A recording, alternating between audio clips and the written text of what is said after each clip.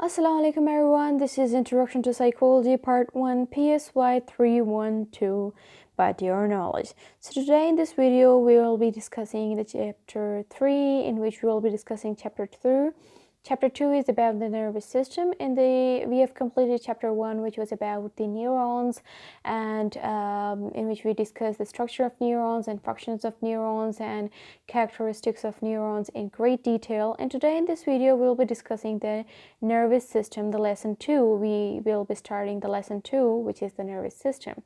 So in the nervous system, we will be discussing central nervous system, which is further divided into brain and spinal cord.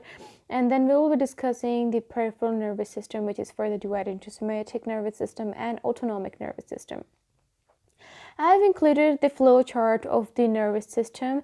I will zoom it so you can see that the nervous system is further divided into central nervous system and peripheral nervous system. And then central nervous system is further divided into brain and spinal cord, whereas brain is divided into forebrain, midbrain, and hindbrain. Forebrain is further divided into cerebrum, limbic system, thalamus, and hypothalamus. There is no such division of the midbrain, whereas the hindbrain is divided into cerebrum, pons, and medulla. So this was about the central nervous system. Now let's talk about the peripheral nervous system. Peripheral nervous system is divided into somatic nervous system and autonomic nervous system. Now somatic nervous system is further divided into afferent nerves and efferent nerves, whereas autonomic nervous system is divided into sympathetic nervous system or sympathetic division, or you can say sympathetic division and parasympathetic division. So this was the flow chart of the nervous system. So let's start with the nervous system. The definition includes the primary internal communication network of the body divided into central nervous system and peripheral nervous system. So nervous system includes the central nervous system and peripheral nervous system, and specialized for communication. Up to 1 trillion neurons are linked throughout your body in a complex organized communication network called the nervous system. And the human nervous system is divided into two main divisions, which is the central nervous system and the peripheral nervous system. So in order for even simple behavior to occur, such as curling your toe or scratching your nose, these two divisions must function as single integrated unit. Yet each of these divisions is highly specialized and perform different tasks. The neuron is the most important transmitter of message in the central nervous system. In the peripheral nervous system, the communication occurs along nerves. So point to be noted here is nerves and neurons are not the same thing. Nerves are made up of a large bundle of neuron axons, and unlike neurons, many nerves are large enough to be seen easily with unaided eye. So in this video, we will be discussing the central nervous system and the peripheral nervous system. You can see the two major divisions of the central nervous system, the brain and spinal cord, and then autonomic and somatic nervous system. So let's start with the central nervous system. The definition includes division of the nervous system that consists of the brain and spinal cord. So the central nervous system includes brain and spinal cord. The central nervous system is so critical that your ability to function that is entirely protected by bone, the brain by your skull and the spinal by your spinal column. As an added measure of the protection, the brain and spinal cord are suspended in the cerebrospinal fluid to protect them from being jarred. So, central nervous system is the portion of the nervous system that lies within the skull and spinal column. And the central nervous system consists of the brain and spinal cord. The CNS is bathed in its own special nutritive soup called the cerebrospinal fluid, which is abbreviated as CSF. And this fluid nourishes the brain and provides a protective cushion for it. Although derived from the blood, the CSF is carefully filtered, and to enter the CSF, the substance in the blood have to cross the blood-brain barrier a semi-permeable membrane mechanism that stops some chemicals from passing between the bloodstream and the brain. So these barriers prevent the drug from entering the CSF and affecting the brain. So undoubtedly that differentiates human from other lower species. Human, by virtue of their brain and spinal cord, are capable of thinking, remembering, and reasoning, and the numerous and important functions performed by the CNS are the reason these structures are enclosed in bones and brain, and within the skull and the spinal cord in the vertebral column. For additional protection, both these structures are also suspended in the cerebrospinal fluid. So a central nervous system is aptly named because it is the center to all your behavior and mental processes. The central nervous system is the central processing system because every action, thought, feeling, and sensation you experience is processed through the central nervous system. And the most important element of the central nervous system is, of course, the brain, which acts as the command center. And we will be discussing brain in great detail in our video. So here you can see the central nervous system further divided into brain and spinal cord, and brain divided into forebrain, midbrain, and hindbrain. So let's discuss the brain. So the crowning glory of the central nervous system is, of course, the brain. And anatomically, the brain is the part of the nervous system that fills the upper portion of the skull.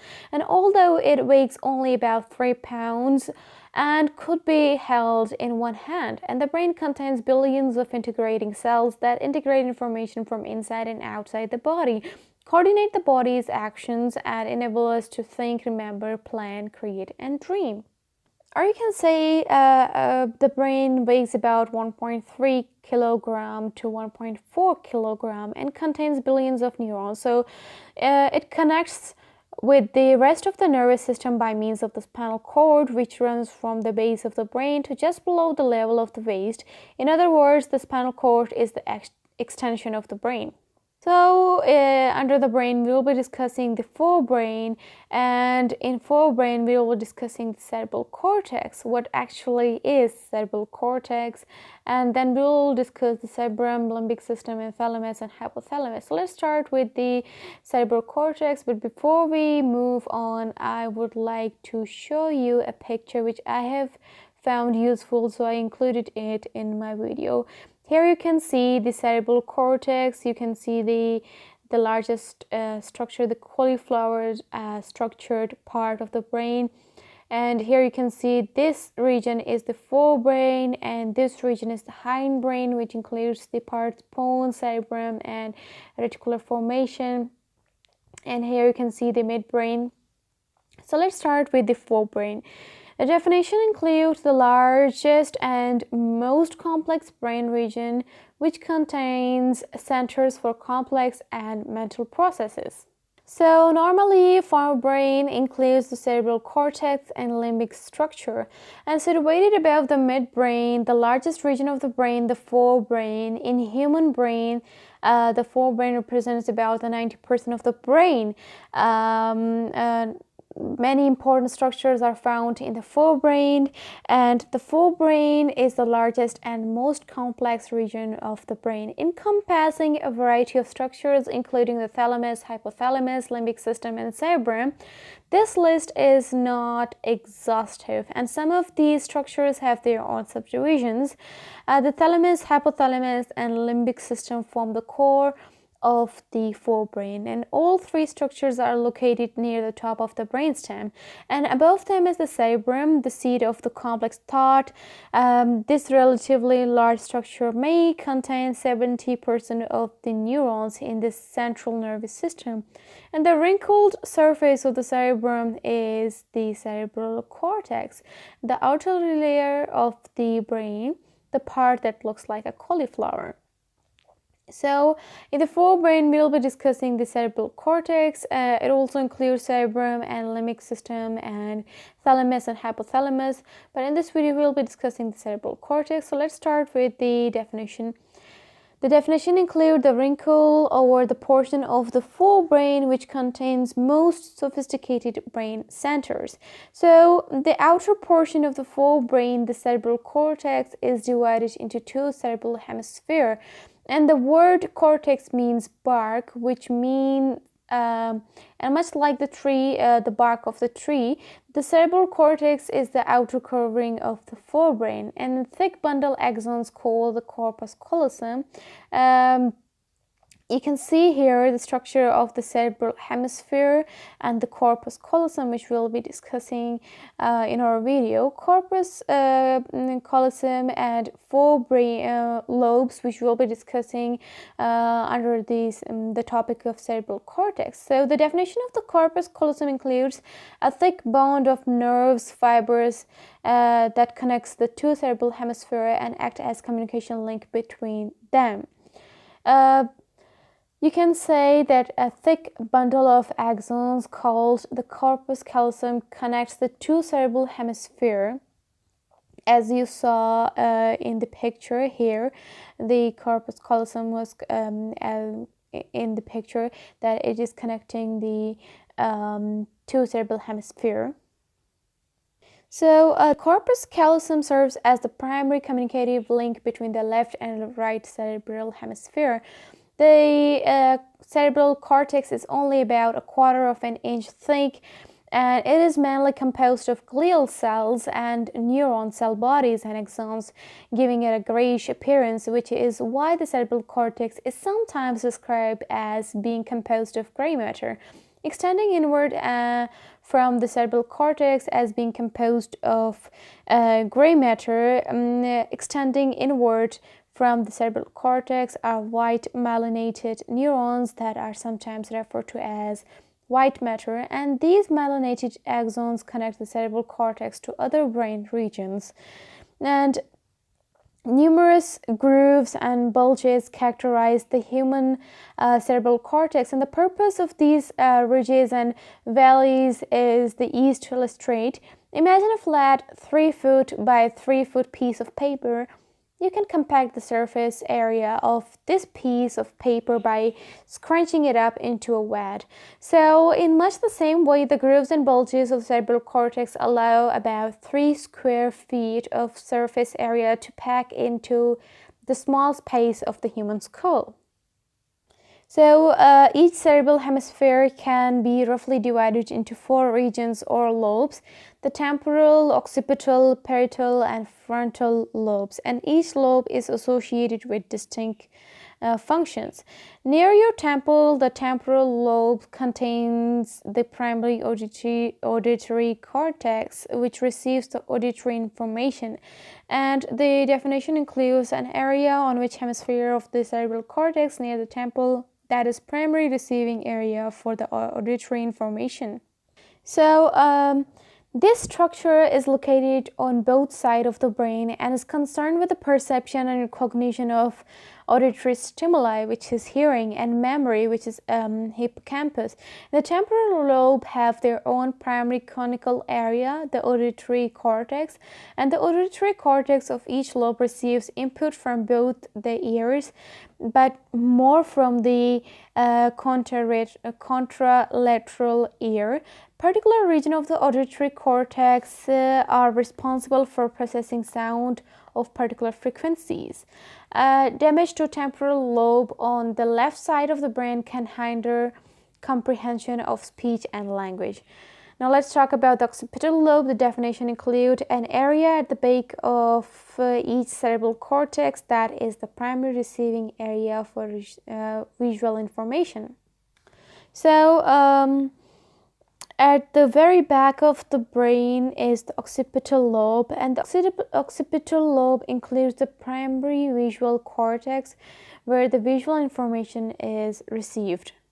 So this structure of the brain is located at the back of the parietal and temporal lobes and contains the visual cortex, and this region integrates input from the eyes, and because of the nature of the pathways from the eyes to the visual cortex, visual input from the objects in the right visual field is processed in the left occipital lobe, and visual input from the objects in the left visual field is processed in the right occipital lobe, and damage to a portion of occipital lobe produces a blind spot in the contralateral visual field.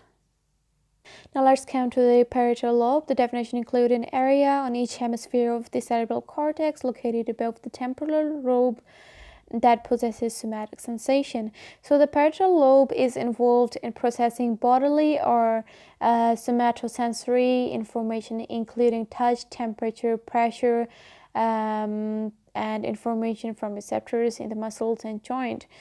Parietal lobe is a lobe that is located behind the frontal lobe, and the primary cortical area of the parietal lobe runs parallel to the motor cortex of the frontal lobes, and this area is called somatosensory cortex because it processes information related to the bodily senses such as pain, touch, and temperature. And this lobe also involves integrating visual stimuli and in giving an idea of an individual's position in a space. Then there is the frontal lobe. The definition includes the largest lobe of each cerebral hemisphere that processes a voluntary muscle movement and is involved in thinking, planning, and emotional control. And the frontal lobe is called the primary motor cortex. So it is located in the forehead and is the largest lobe of the brain. It has a variety of functions including thinking, reasoning, planning, decision making, and memory, and it contains the primary motor cortex area responsible for control of the movement of muscles, as well as areas involved in language production or higher level thought processes. And each area of the motor cortex controls a particular contralateral body movement, and certain sites on the motor cortex even show an activity in anticipation of arm movements in particular directions, and the primary cortex area of the frontal lobe controls movements. The primary cortical areas of the lobes processes sensory information, and damage to this area may result in changes in emotional life and some fixation as far as performance of certain mental tasks, such as repetition of tasks and answering of an impairment of planning and reasoning. So the cerebrum is the largest and most complex part of the human brain, and it includes brain areas that are responsible for most complex mental activities, including learning, remembering, thinking, and consciousness itself. And the cerebral cortex is the convoluted outer layer of the cerebrum, and the cortex is folded in and bent so that its large surface area, about 1.5 square feet, can be packed into a limited volume of the skull. So the cerebrum is divided into two halves called hemisphere, and the cerebral hemisphere are the right and left halves of the cerebrum, and the hemispheres are separated in the center of the brain by a longitudinal fissure that runs from the front to the back, and this fissure descends to a thick band of the fiber called the corpus callosum.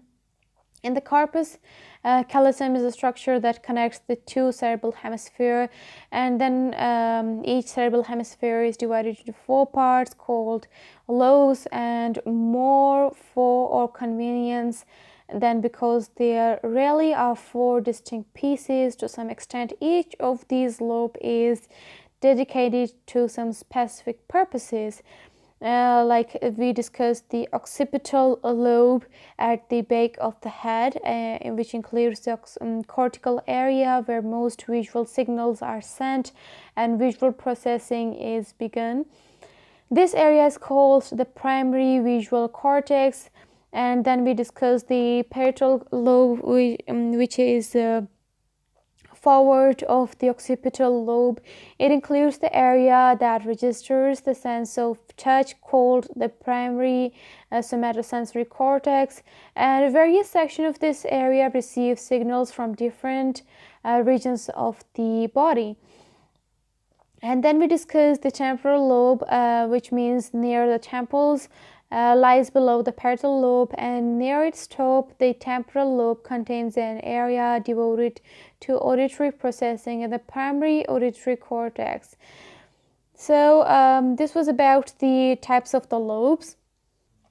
So just as sensory information is received by the somatosensory cortex on the parietal lobe, the movement of different body parts are represented in a band of tissues on the frontal lobe called the primary motor cortex, and the degree of representation on the primary motor cortex for a particular body part reflects the diversity and precision of its potential movement, as you can see in the picture.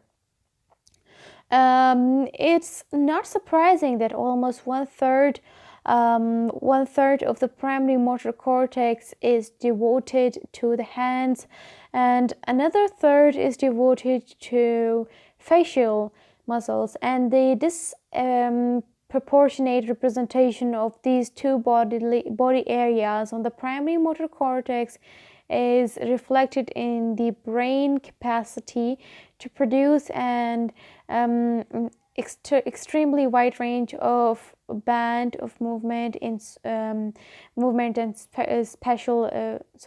facial expressions. So the primary and sensory motor areas found in different lobes represents just a small portion of the cerebral cortex, and the remaining bulk of the cerebral cortex consists mostly of the three large association areas. And these areas are generally thought to be involved in processing and integrating sensory and motor information. So, for example, the prefrontal association cortex, situated in the front of the primary motor cortex, is involved in the planning of voluntary movement, and another association area include parts of the temporal, parietal, and occipital lobe, and this association area is involved in the formation of perception and in the integration of perception and memories. So the topic of cerebral cortex comes under the cerebrum, but we have discussed the cerebral cortex because it is a vast topic. In the next video, we will be discussing the cerebrum in great detail, and then we will tell you how the cerebral cortex comes under the topic of cerebrum. But till now, just keep in mind what we have discussed in cerebral cortex. We discussed the corpus callosum, and we discussed the four types or four different parts of lobe: the frontal, parietal, temporal, and occipital lobe. Just try to remember them and keep in mind. So this was the end of the video. If your concept is clear, you can like the video, and if not, you can ask us in the comment section, and we will try our level best to help you out and clear your concept. And for the notification of the upcoming videos, you can subscribe to our channel to get notified. And for a request-based video, you can also ask us, so we can upload request-based video on any topic you want. From Monday to Friday, we usually upload the request-based videos, and on Saturday and Sunday we normally upload the course-based videos. So if you want to stay notified, you can click on the bell icon, as well as you can subscribe. You can share the link of the video with your friends and family, and the link of the channel with your friends and family, because sharing is caring. And until then, Allah Hafiz.